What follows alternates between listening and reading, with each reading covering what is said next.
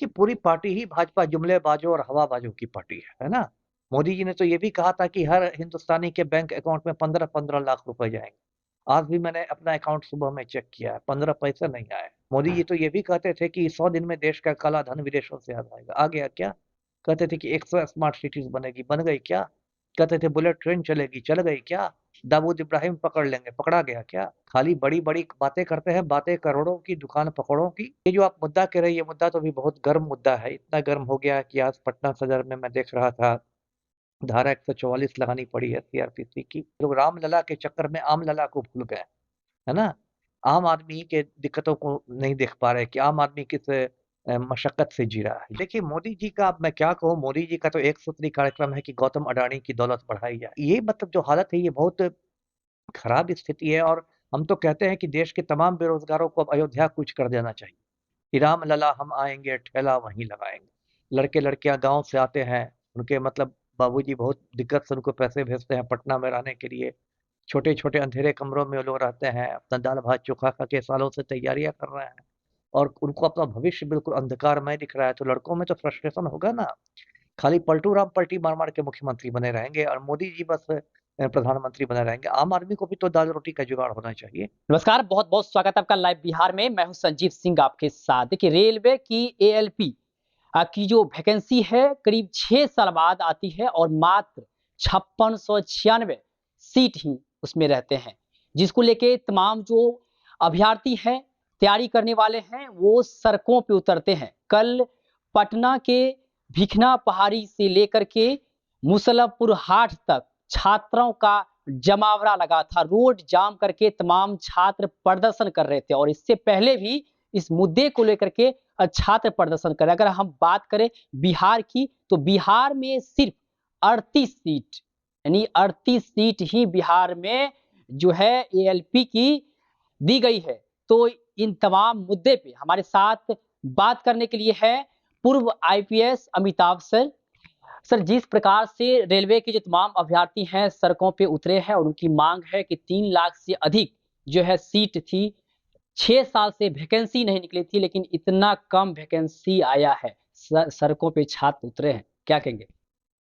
एक दिलचस्प बात मैं बताता हूँ पहले आपके दर्शकों को कि जो रेल मंत्री है ना अश्विनी वैष्णव, ये मेरा बैचमेट जी, जी, बैच है में। ना जी। ये मैं 94 बैच का आईपीएस था और ये 94 बैच का आईएएस था।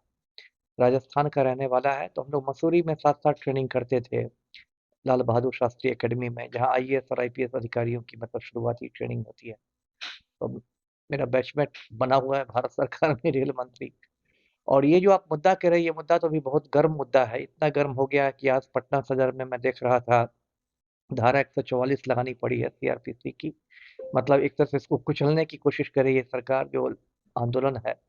मामला ये है कि अभी रेलवे ने जो रिक्तियाँ निकाली एएलपी के लिए, एएलपी मतलब वो असिस्टेंट लोको पायलट, और इसमें 5696 रिक्तियाँ सिर्फ हैं, मतलब 6000 से भी कम रिक्तियाँ हैं।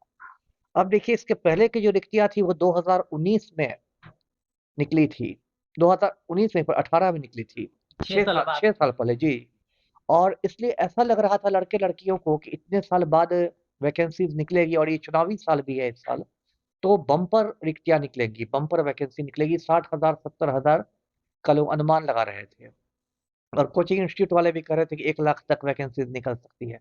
तो अचानक जो 5696 रिक्तियाँ आई, तो कहते हैं ना, खोदा पहाड़ निकली चुहिया वाली हालत हो गई। ये तो बहुत एक मतलब निराशा है लड़के-लड़कियों में और स्वाभाविक भी है। अब देखिए, ये स्थिति मैं बताता हूँ कि जो एएलपी होता है उसकी न्यूनतम योग्यता होती है आईटीआई। और मैं बात कर रहा था कुछ लोगों से जो इस क्षेत्र में हैं, वो कह रहे थे कि यदि सारे आईटीआई वाले फॉर्म भर देते हैं, तो लगभग 80 लाख लोग फॉर्म भरेंगे। अब आप खुद सोचिए कि फॉर्म भरने वाले लोग 80 लाख और ये मतलब जो रिक्तियाँ निकली हैं, वो 6000 से भी कम। तो तो बिहार में सिर्फ 38 यानी 40 लोकसभा सीट है, यानी एक लोकसभा सीट में एक भी नहीं, मतलब से भी कम। उसमें देखिए ये स्थिति है कि जो आरआरबी होता है, रेलवे रिक्रूटमेंट जी। बोर्ड, वो देश में 21 हैं टोटल, और मुजफ्फरपुर का अलग आरआरबी है, पटना का अलग आरआरबी है, और यदि इनको बांटे तो मान लीजिए पटना आरआरबी में 38 बस पड़ रहे हैं। तो ये तो मतलब मजाक वाली बात हो गई ना। और भी बहुत गड़बड़ियां हुई। एक तो जैसे अब तक पहले होता आया था कि जब एएलपी की रिक्तियां निकलती थी तो साथ साथ टेक्नीशियन की रिक्तियां निकलती थी, वो इस बार नहीं निकाला गया है। और भी अभ्यर्थियों की कुछ मांगे हैं जिन मांगों का मैं समर्थन नहीं करता हूँ। एक मांग उनकी है कि एक तो मांग है कि यही जो 5696 इसको कम से कम बढ़ा के 60,000 तक किया जाए, 70,000 तक कल 60-70,000 तक किया जाए।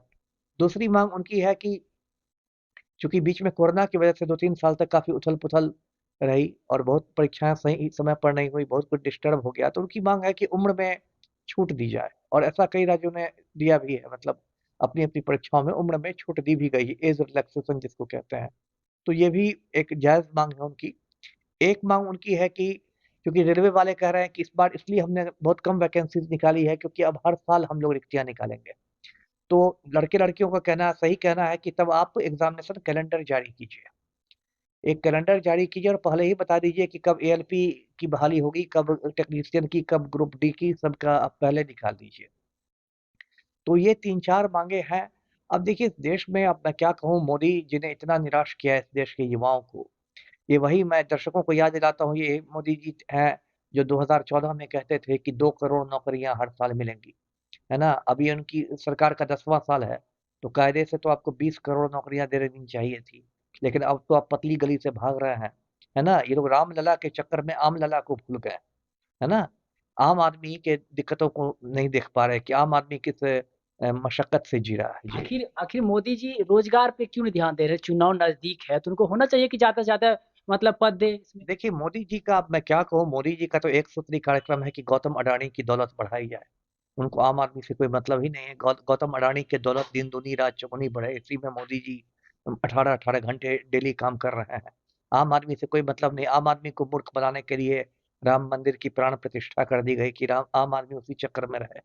लेकिन सिर्फ ये नहीं होता, सिर्फ रेलवे की ही बात नहीं ना है। अब देखिए पहले सेना में इतने लड़के जाते थे, फौज में मतलब भर्ती होना एक सपना रहता था।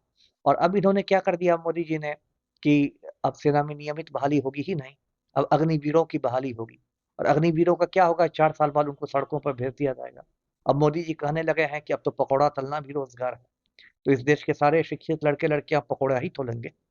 तो ये मतलब जो हालत है ये बहुत खराब स्थिति है। और हम तो कहते हैं कि देश के तमाम बेरोजगारों को अब अयोध्या कूच कर देना चाहिए कि राम लला हम आएंगे ठेला वहीं लगाएंगे। मोदी जी आत्मनिर्भर भारत की बात करते हैं कि आत्मनिर्भर सबको बनना चाहिए, खुद पे निर्भर होना चाहिए। तो राम मंदिर बना है, क्या भाजपा के लोग कह रहे हैं कि आस-पास जो है करीब 100 किलोमीटर तक के लोगों को अब रोजगार मिलेगा। देखिए पूरी पार्टी ही भाजपा जुमलेबाजों और हवाबाजों की पार्टी है ना?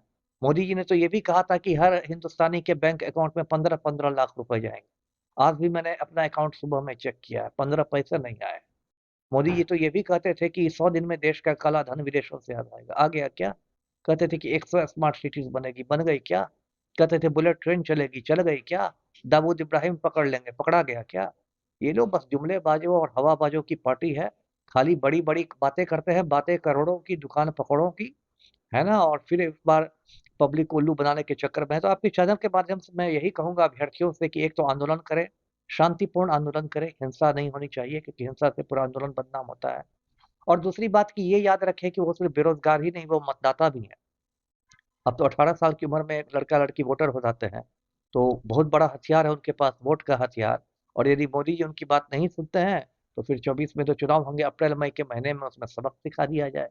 जी। प्राइवेट प्राइवेट शिक्षण संस्थान के जो है कुछ टीचर्स लोग को बात करने के लिए बुलाया जी, गया जी। था, लेकिन कोई निष्कर्ष नहीं निकला। पहले भी बच्चे लोग आंदोलन कर रहे थे, अभी भी आंदोलन कर रहे हैं, जी, जी। लेकिन कुछ निष्कर्ष निकल ही नहीं रहा है। तो आखिर बच्चे अब करे तो करे क्या? नहीं, वही मैंने कहा ना कि बच्चों अब देखिए पटना में देखिए, मुसल्लापुर देखिए, भिखना पहाड़ी देखिए, इन मोहल्लों में आप जाइएगा, लड़के-लड़कियाँ गाँव से आते हैं, उनके मतलब बाबूजी बहुत दिक्कत से उनको पैसे भेजते हैं पटना में रहने के लिए। छोटे-छोटे अंधेरे कमरों में वो लोग रहते हैं, अपना दाल-भात चोखा खा के सालों से तैयारियाँ कर रहे हैं और उनको अपना भविष्य बिल्कुल अंधकारमय दिख रहा है, तो लड़कों में तो फ्रस्ट्रेशन होगा ना। खाली पलटू राम पलटी मार-मार के मुख्यमंत्री बने रहेंगे और मोदी जी बस प्रधानमंत्री बने रहेंगे। आम आदमी को भी तो दाल-रोटी का जुगाड़ होना चाहिए। तो इसलिए अब मैं देख रहा था, मुझे अच्छा नहीं लगा, जगह-जगह पटना में मतलब लाठीचार्ज तो हो रहा है, शांतिपूर्ण प्रदर्शन कर रहे हैं, लड़के-लड़कियाँ आप उस पर लाठियाँ चला रहे हैं। ये भाई कौन-सा इंसाफ है? जी।